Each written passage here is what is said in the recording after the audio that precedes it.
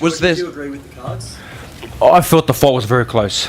You know, from what I've been told, I outlanded him, I outpunched him. You know, you saw the fight, so he had a jab, but there wasn't much else. I think he might have landed one or two right hands, but that's about it. There was really nothing else. So I don't feel, my body does not feel like I've been through a 12-round war, like I was with a Lopez fight, because you know we went through it. So Your face looks like it. that's just a few marks. But if you jumped in there with me too, you'll be the same. Hey, look, I'm the man in the arena. At the end of the day, he likes to run and move, and What's good, family? Shout out to the boss man, Louis Boston, Louis the boss man, for boosting up. Your man the YB coin, no doubt about it, 1,000,000%. So we just heard there from your mans, Jorge Kambosos. It's bad for Mr. Kambosos right now. And you know what? I gotta say a big shout out to the Aussie media on this one right now. Because, listen, guess what? Your man's last week, I did it, or a week ago, however long it was ago, 2 weeks ago, some goofy called Rolando Bumero, he rocked up, he woofed and he blew the, listen, he got his, blew the house down, he woofed, and Tank knocked his chin off his bonds, 100%. I tell you that because guess what, after Bumero done all that talking and had his pack smoked by Tank Davis, in the post-fight press conference, all these goofy, weird, funny style media cats like Ellie Suckback and Fight Hype and all, Fango Hype and all them different channels was all in the video saying, "Oh, well done, Bummy. Well done, Bumero. That was a great performance." Great performance? You got your pack smoked. Didn't do nothing the whole fight after talking about how small Tank was, talking about how strong he was. Where was all the strength when you got chinned with the first shot that landed? Yeah, so it's no wonder these fighters are gassed, because you got weirdo fango media sucking them off for poor performances. So 2-2's come to this weekend now. And guess what? George Kambosos, after calling Teofimo Lopez, Mr. Teofimo Lopez, he gassed, he lied. Oh yeah, he was delusional. Yeah, that was what he said. George Kambosos made a big whole thing about how Teofimo Lopez, was delusional.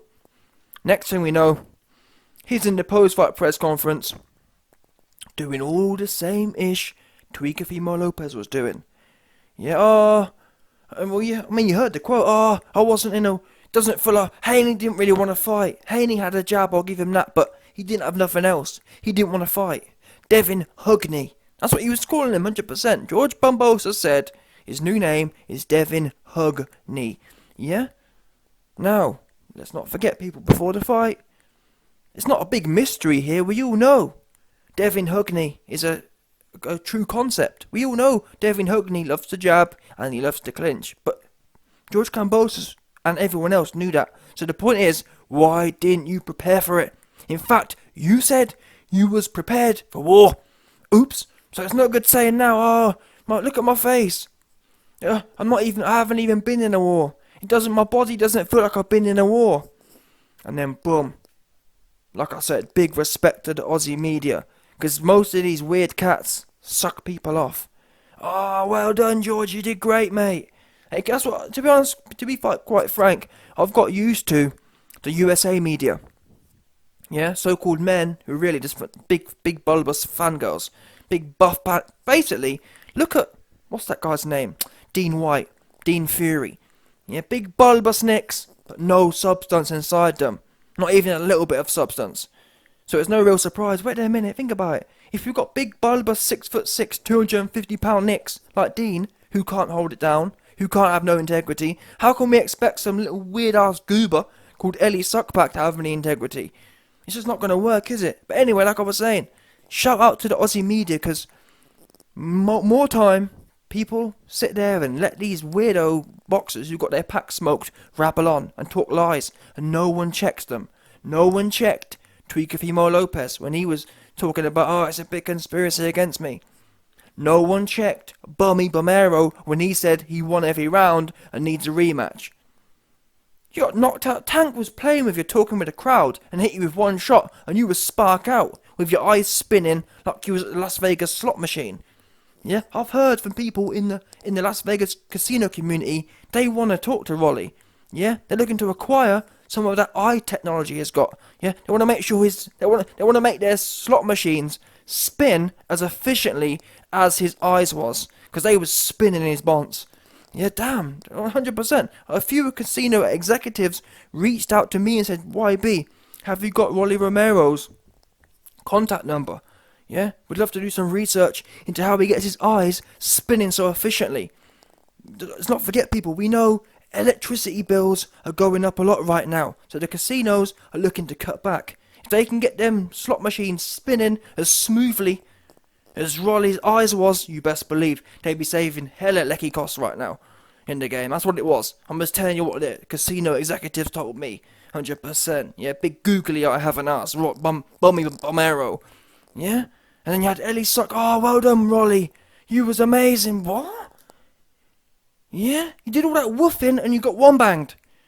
And the worst thing is, Tank came out and said, I didn't even put nothing on it. He was actually shocked. He actually thought you had more to you. Hollow looking ass. Yeah, like Mr. Johnston. That's what it reminds me of. Rolly Romero reminds me of Mr. Johnston. Big pumped up dude with no substance inside him. Anyway, back to this other goober. George Kambosos. Because I've heard all this hype about Kambosos. And I was the one who was saying, Team Haney, because Kambosos has been hyped up. People did way too much hype about Kambosos. Dons who didn't know Kambosos, he had one half-sharp fight against the worst version I've ever seen of Tuicapimo Lopez. All of a sudden people was gassed. Gassed out of their minds. Oh, George this, George that. And that's part of the reason why people do wait. These days, yeah, it's all about talking. Nothing else. George talked about war. Yeah? And I actually had to go back and watch the Lopez fight versus Kambosos, because the way people, I mean, to be honest, even the way I remembered the fight, I think I even remembered saying after the fight, oh, George was a warrior. And it kind of deluded my sense of reality. I went back and watched it, and really, when you watch the fight, Teofimo Lopez was the one who was pushing it. If anything, it's ironic that George Kambosos was criticising Devin Haney, because guess what? He was doing the same thing. Devin Haney, yeah, this weekend did the same thing that George Kambosos was doing against Teofimo Lopez, counterpunching. Oops. And in fact, throughout George Kambosos' career, he's known as a counterpuncher. He likes to sit back, and to be honest, even in this fight, again, it shows. Kambosos really only looked to get off when, after Haney had got his own stuff off. He's renowned for that. George Kambosos, yeah, wants you to punch, and he'll just jump and try and jump on you with something, a counter punch. Note that throughout the 12 rounds, did you ever see Kambosos try and be first? In fact, his trainer even said, don't wait for Haney, be first. He was told that, he didn't do none of it. Why is that relevant? Well, there's two lies that George Kambosos said here. Number one, the reporter exposed. The first thing was, George says, oh, I don't feel like I've been in a war, and the fair play to the Aussie media, kept it a trilly, didn't suck him off like Ellie sucked back and the rest of the US media. He said, listen, your face looked like it'd been in a war. And then George got all in his feelings, because it shows that these guys aren't used to being checked. Do you understand? They're used to people saying, oh yeah, George, you're right. It wasn't a war, yeah. Yeah, you weren't in a war because he was running and you was doing everything perfectly. It's all Haney's fault. And it pissed me off because these boxers, they swan around like they're so masculine and everything. Oh, yeah, they're so in control. But if you notice, when they lose, they're always blaming everyone else. Before the fight, it's all, I'm the big I am. I'm playing, what did he say? Oh, Sun Tzu, Art of Mind Warfare, whatever it was, some bullshit like that. Yeah, point is, like I said, Kambosos talking about me, I am the great I am. Yeah, he fee fi fo fum, all that kind of stuff they be talking. Then after the fight, it's gone from I'm the great king, watch me, to oh, Haney did this, Haney didn't do that. What do you mean, Haney? I thought you was the big, yeah? When Mike Tyson was in his prime, you didn't really hear him saying, oh, he didn't do this, he didn't do that. Go get it, yeah? Go get on it then. If he's playing around, get on it. 100%. Because we've seen Mike Tyson beat people who have been determined to clinch only by putting pure pressure. Bottom line, yeah, the judges, if you pull up, and I told people before the fight, The only chance George has is if he goes full Aussie warrior mode and marches forward. Judges will give rounds just for applying pressure. That is often how it goes. If you're pushing a fight, yeah, and putting combination into someone's guard, whether they land or not, you can win rounds. And to be honest, in Australia, with the crowd the way it was, he could have won. If he'd have put his guard up, yeah, walked forward and just hit the guard, similar to what De La Hoya did to Floyd Mayweather, he'd have won that fight. He didn't do it. He didn't want to do it. Yeah, he wanted to. And I told you before, people today, yeah, they either want to win easy or lose easy. No one's trying to win hard and no one's trying to lose hard. People will turn up. If they can win easy, they'll take it. Otherwise, they'll lose easy. No one's trying to dig deep to lose. No one's trying to dig deep to win. They're happy to just turn up and rock up. And that's the thing. I heard George Kambosos got paid $10 million. It's actually shocking, you know. People say, why be your pocket watching? I don't give a what you call it. $10 million. And all that woofing as well. About I'm going to war in front of my fans. You did less war than you did in the Teofimo fight. In front of your own fans. And to me, yeah, this is a real problem within sport right now. These guys are massively overpaid. Way too overpaid. He should have been paid $100,000 for that performance, at most. When you think about people, the average salary is like $35,000. $10 million for that? Are you serious? Wow. And my man's talking about, oh, well, I wasn't really... That's the other point here. The first point, like I said, was the fact that Kambosos, I wasn't in a war, but your face looks like it. And like I said, he got all in his feelings. Oh, well, if you was in the ring, if you was in there with me, your face would be all scrapped up. No, that's not what he said.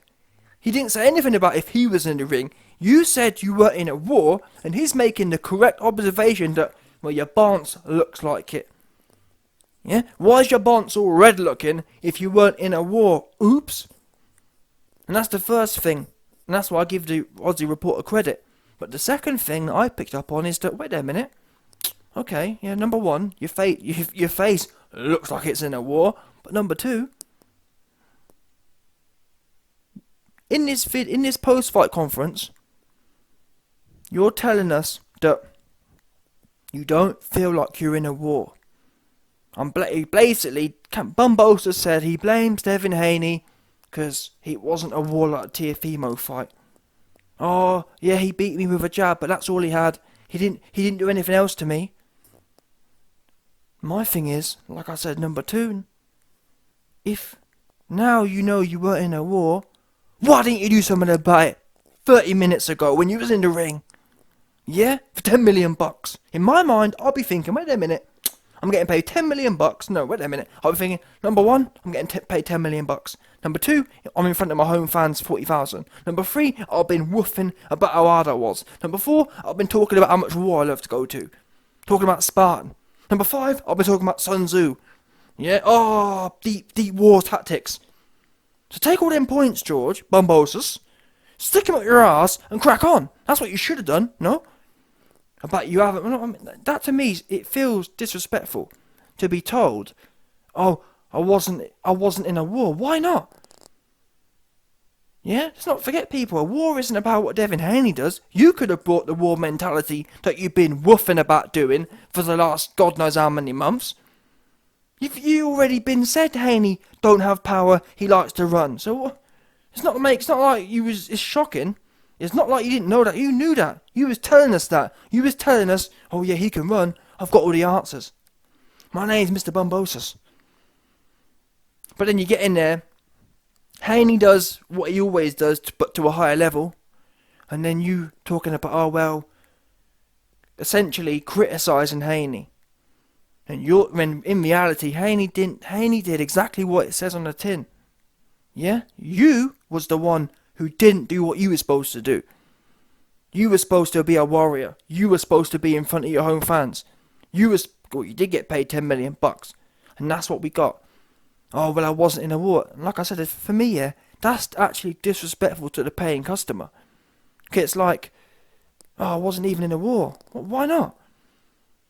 Why didn't you? Fair enough. Let's say Haney didn't want to go to war. What, you could have done it. The fact that Haney didn't want to go to war, what about that meant that you had to sit at mid-range and just stand there looking stupid? Why didn't you go and... We've all seen fights before in the past where one guy wants to war and the other doesn't. And that's part of the reason Josh Taylor... Or, sorry, really, that's the only reason, to be honest, Josh Taylor won the fight he did. The only reason Josh Taylor picked up any rounds against Catterall was the fact that he was just marching forward recklessly. And that is, in all seriousness, you can win rounds that way, for sure. If all else fails, Castaño, another great example, Castaño versus Charlo. If all else fails, put your guard up and plough forward. You will pick up 30-40% of the rounds regardless. If you've got a man running and clinching, that's the way it goes. So we know that's an option there. And at home in Aussie, it was all that. I mean, let's not forget, people, Kambosos, yeah, didn't do nothing and had 2 116, 112 guards. 2 more rounds and it'd have been a draw for him. And that's bearing in mind, at not one point did he actually dig in. I actually think if he'd have done half of what he said he was going to do, guard up and just bang away on Devin Haney's guard and make Haney look bad by running more and having to clinch more, he probably would have won the fight. And that's the only reason I was nervous. But it goes to show all that hype about how much heart. And I was actually nervous, thinking, oh well, Kambosos, he's in his hometown, and no way he's going to let his fans down. Oops. Yeah, these guys got no shame. Same as Mr. Anthony Johnston. These guys, all they care about is their own pocket and self-preservation. That's it. All they care about is doing the bare bones minimum for the maximum reward. And it's become acceptable, because people like Eddie Hearn, they swan around saying things like, oh well, the fight is really dangerous, they must be compensated. Yeah, well, it's easier said than done getting stuck in. The fighters are taking so much risk, it's so dangerous. Well, I'm sorry. There's 30-year-old people around the world flying around getting their bonds shot off across the world. So don't tell me about how dangerous it is. I'm sorry. Please, I'm saying, you get paid handsomely. So the last thing, and don't forget, people, these guys sign up for it. There hasn't been a boxing draft where you have to go in. No, you choose to do it. So don't hear no more about how dangerous it is. Yeah, because it's obviously not that dangerous. That's why you sign a contract. So once you're in the contract, I don't want to hear no more about how dangerous it is. Do what you're supposed to do. And if you can't do it, or if you don't want to do it, you're in the wrong place. Yeah, but these days, that whole nanny culture, oh well, YB, they want their cake and they want to eat it too. They want to get paid millions of dollars to do a sport which involves punching, but don't want to get punched. It's like, what the fuck? Super weird. Super goober. Yeah, the whole world's gone gooberish to me. No doubt about it. Anyway, Kambosos, I'm glad you got punked. And part of me wishes, yeah, part of me wants to. That's the thing. You wouldn't have no longevity in the game. Part of me wants to start pulling up to some of these things. No one's there. Start pulling up and saying to dudes, like, just airing them out like this. You know what I'm saying? I'd love to do that, but number one, it's too costly. Number two, like I said, you just get banned. So there's no real longevity in it. You can't stay pulling up because it's all centralised. But I'd love to start doing is pulling up on Rolly the other weekend, saying he won every round and needs a rematch. Yeah? Listen, Rolly, your eyes need to start spinning about a rematch. Goober, yeah? That's what he looks like, Goober. Yeah, proper goober sounding ass Rolly as well. Anyway, Kambosos, talking about a rematch. Listen, I'm happy for Dev. I think Dev should get that easy money, truth be known. If Dev can make another 4 mil fighting Kambosos, that's easy back. The only travesty there will be the fact that Kambosos somehow is getting paid 10 mil. How is he getting 10 mil for that? That was a 50 grand performance, honestly. The world's gone completely mad. I don't know how these guys are making so much money for doing nothing. It makes a mockery of life, truthfully.